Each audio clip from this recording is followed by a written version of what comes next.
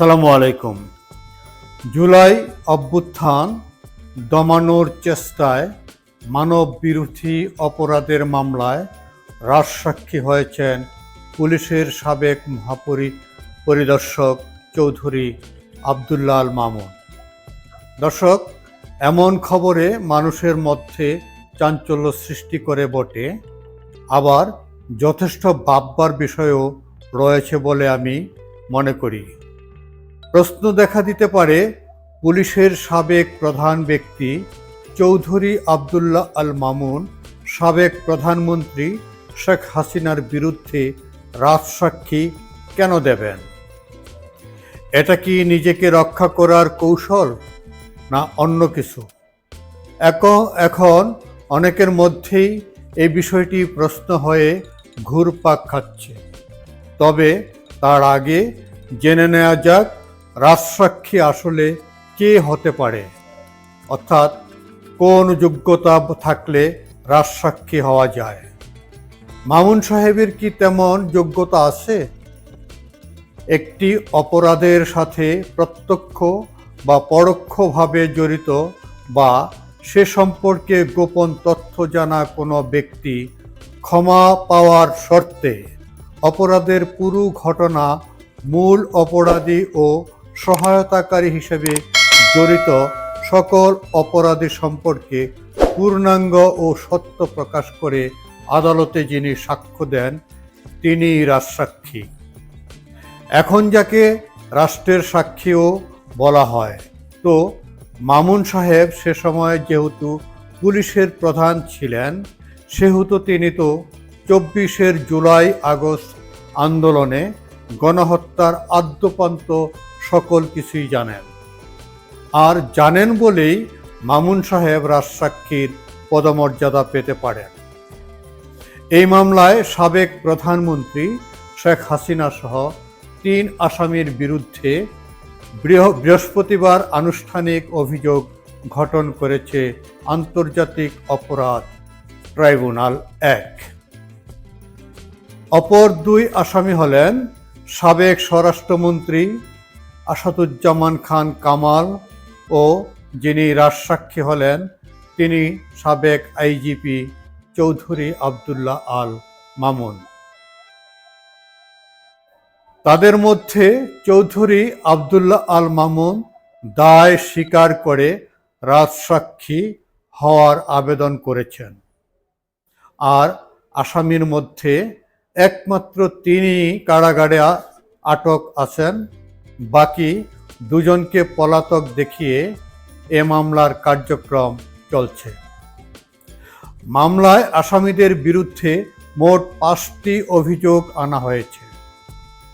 বিচারপতি মোহাম্মদ গোলাম মর্তুজা মজুমদারের নেতৃত্বাধীন 3 সদস্যের আন্তর্জাতিক অপরাধ ট্রাইব্যুনাল 1 সাবেক আইজিপির রাজসাক্ষী হওয়ার আবেদন মঞ্জুর করেছেন। অপরদিকে পলাতক শেখ হাসিনা ও আসাদুজ্জামান কামালের অব্যাহতির আবেদন করেছিলেন।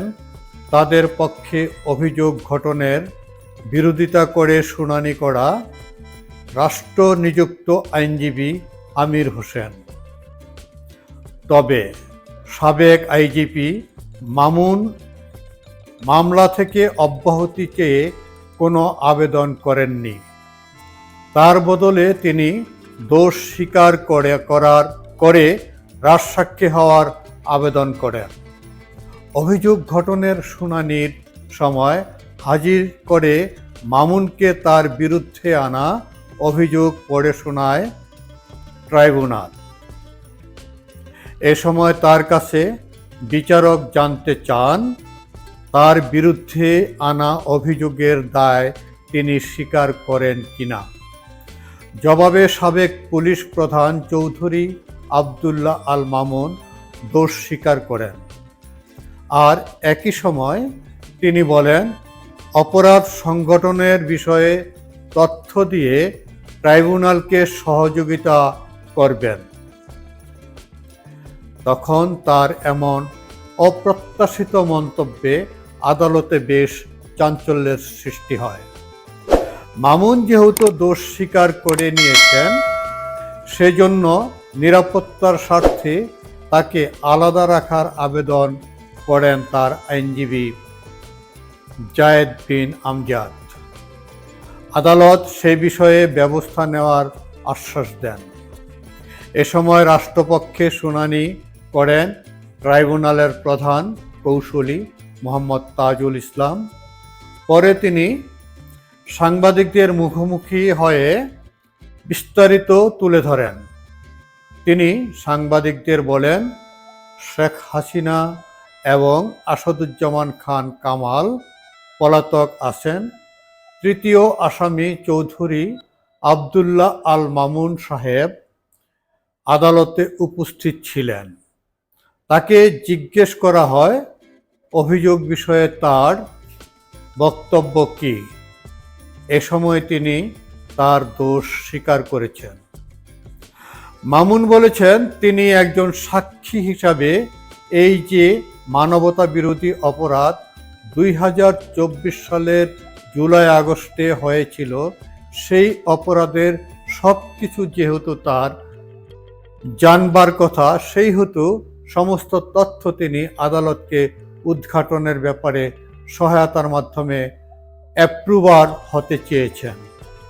তার প্রার্থনা আদালত মঞ্জুর করেছেন।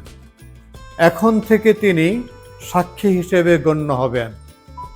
বাংলা এটাকে বলে রাজসাক্ষী, কিন্তু আইনে যেটাকে বলা হয়েছে অ্যাপ্রুভার। রাজসাক্ষী হলে মামুনকে ক্ষমা করা হবে কিনা জিজ্ঞেস করা হলে তাজুল ইসলাম তার বক্তব্যের মাধ্যমে পুরোপুরি সত্য প্রকাশিত হলে আদালত তাকে ক্ষমা করতে পারেন অথবা অন্য কোনো আদেশও দিতে পারেন। আন্দোলন দমনে 1400 জনকে হত্যার উস্কানি, প্ররোচনা ও নির্দেশনা, সুপিরিয়র কমান্ড রেসপন্সিবিলিটি এবং জয়েন্ট ক্রিমিনাল এন্টারপ্রাইজের মোট 5 অভিযোগ আনা হয়েছে 3 আসামির বিরুদ্ধে। এর পক্ষে আন্দোলনকারীদের ওপর মারণাস্ত্র ব্যবহারের নির্দেশ দেওয়া সংক্রান্ত শেখ হাসিনার অডিও টেপ এবং সাক্ষ্য প্রমাণ দাখিল করেছে প্রসিকিউশন। এর মধ্য দিয়ে ক্ষমতাচ্যুত প্রধানমন্ত্রী শেখ হাসিনার বিরুদ্ধে মানবতা বিরোধী অপরাধের প্রথম মামলার বিচার শুরু হলো। আর তা শুরু হলো সেই আদালতে, যে আদালত তার সরকার গঠন করেছিল ৭১-এর যুদ্ধাপরাধীদের বিচারের জন্য। দর্শক, দেখুন সময়ের কি নির্মম পরিহাস। ভালো থাকবেন। আল্লাহ হাফেজ।